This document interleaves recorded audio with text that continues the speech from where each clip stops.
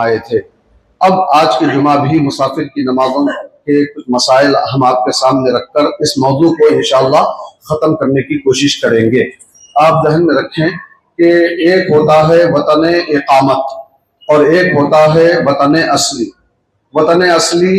ایسے شہر کو، ایسے وطن کو کہا جاتا ہے جہاں ہمیشہ رہنے کی نیت سے آپ رہتے ہو۔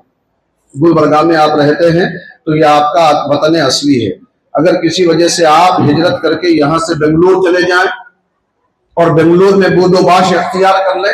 تو گلبرگہ آپ کا وطن اصلی نہیں رہے گا، بلکہ بنگلور آپ کا وطن اصلی بن جائے گا۔ آپ بامبے چلے جائیں، حیدرآباد چلے جائیں، وہاں جا کے رہنے لگ جائیں تو آپ کا وطن وہی مقام ہو جائے گا جہاں جا کے آپ زندگی گزارنے کے ارادے سے رہ رہے ہوں، وہ آپ کا وطن اصلی بن جائے گا۔ اور وطن اقامت کیا ہے؟ کسی بھی شہر میں کسی کام سے آپ گئے، 20 دن آپ وہاں ٹہلنے کا ارادہ کیے، 15 دن سے زائد اگر آپ وہاں ٹہلنے کا ارادہ کیے تو وہ آپ کا وطن اقامت کہلاتا ہے۔ تو وطن اصلی میں بھی آپ کو 4 رکعت والی نماز پوری 4 رکعت پڑھنا ہے، اور اسی طرح وطن اقامت میں بھی، یعنی کہیں کسی شہر میں، دوسرے شہر میں آپ کا 15 دن یا اس سے زیادہ ٹہلنے کا ارادہ ہو تو وہاں بھی آپ کو 4 رکعت والی نمازیں پوری پڑھنی پڑیں گی، قصر کرنے کی اجازت نہیں ہوگی۔ ہاں، 14 دن کسی شہر میں رکنے کی نیت ہے تو آپ 4 رکعت والی نمازوں کو 2 رکعت پڑھیں گے، اور فجر کی سنت پابندی سے پڑھیں گے، مغرب کی سنتوں کو بھی زیادہ سے زیادہ پابندی سے پڑھیں گے۔ دوسری سنتوں کے بارے میں آپ کو اجازت دی گئی ہے، بہتر ہے اگر وقت ہو، گنجائش ہو تو ہر نماز کی سنتیں پڑھ لیں، اور اگر وقت نہ ہو، تنگی ہو تو پھر دوسری نمازوں کی سنتیں آپ چھوڑ سکتے ہیں۔ اچھا، یہاں یہ بھی ذہن میں رہے، اگر کسی مقام پر آپ 10 دن کی نیت سے گئے ہیں،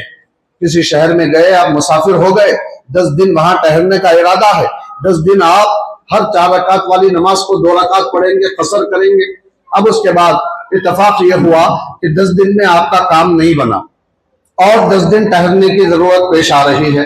آپ نے آگے اور 10 دن ٹہلنے کی نیت کر لی تو تب بھی آپ مسافر ہی ہیں، اگرچہ کہ 15 دن سے زائد آپ کا مدت قیام ہو رہا ہے، مگر چونکہ ایک ساتھ آپ نے 15 دن وہاں ٹہلنے کی نیت نہیں کی، اس لیے آپ مسافر ہی کہلائیں گے۔ 20 دن گزر گئے مگر آپ کا کام نہیں بنا اور 10 دن بڑھانا پڑا تو آپ اور 10 دن بڑھانے کی نیت کریں گے، مگر مسافر ہی رہیں گے،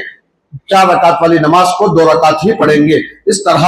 اگر کام نہ بنے، مسلسل آپ کو دن بڑھاتے جانا پڑے اور اس طرح مہینوں بلکہ برسوں بھی کسی مقام پہ رہ جانا پڑے، اور ایک ساتھ 15 دن ٹہلنے کی نیت آپ نے نہ کی ہو،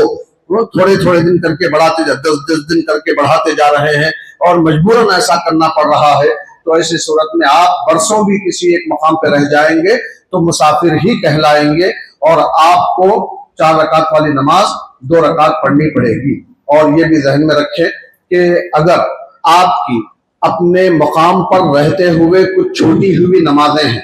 سفر کے دوران میں آپ کو وقت مل گیا، ان نمازوں کی قضا آپ کرنا چاہتے ہیں تو آپ 4 والی 4 ہی پڑھیں گے، کیونکہ چھوٹنے کے وقت میں نمازیں جب چھوٹی تھی اس وقت میں آپ مقیم تھے، اپنے وطن میں تھے، اس لیے اب سفر میں بھی اس کی قضا کریں گے تو 4 پوری پڑھیں گے، اور اگر سفر میں کچھ نمازیں چھوٹ گئیں، وہاں آپ ادا نہیں کر سکے، اپنے وطن آنے کے بعد اب ان نمازوں کی قضا کر رہے ہیں تو آپ 4 رکعت والی 2 پڑھیں، 4 رکعت والی 2 پڑھیں۔ نماز فرض ہوتے وقت میں جو آپ کی کیفیت تھی، آپ مقیم تھے تو اقامت کا اعتبار ہوگا، آپ مسافر تھے تو مسافرت کا اعتبار ہوگا، یہ ذہن میں رکھیں۔ اسی طرح یہ بھی ذہن میں رکھیں، مسافر آدمی امامت کر سکتا ہے، مقیم لوگوں کی امامت کر سکتا ہے۔ یوں سمجھیے کہ کوئی بڑے عالم صاحب آ گئے، ان کے علم و فضل اور تقوی پرہیزگاری کی بنیاد پر ان کو مسئلہ امامت پر جب آگے بڑھا دیا گیا تو وہ نماز پڑھا سکتے ہیں، مقیم لوگ پیچھے نماز پڑھ سکتے ہیں۔ اگر وہ 4 رکعت والی نماز ہے تو وہ جو مسافر عالم صاحب ہیں 2 رکعت نماز پڑھنے کے بعد سلام پھیر دیں گے، پیچھے کھڑے ہوئے جو مقتدی ہیں، مقیم ہیں، تو وہ لوگ ان کے سلام پھیرنے کے بعد اٹھ کے کھڑے ہو کے 2 رکعت مقتدی کے طور پہ ادا کریں گے، یعنی وہ قرات کی جگہ کچھ دیر خاموش کھڑے رہیں گے، قرآن نہیں پڑھیں گے، رکوع سجدوں کی تسبیح اور قاعدے وغیرہ میں جو پڑھنا ہے برابر پڑھیں گے۔ اسی طرح جس طرح ایک مسافر کی اقتدا مقیم آدمی کر سکتا ہے، اسی طرح مقیم کی اقتدا مسافر کر سکتا ہے۔ مسافر آدمی کسی امام کے پیچھے کسی مسجد میں چلا گیا، ظہر کی نماز، عصر کی نماز، تو اب وہ 4 رکعت والی نماز ہے تو امام کے مطابق وہ 4 رکعت پوری پڑھے گا۔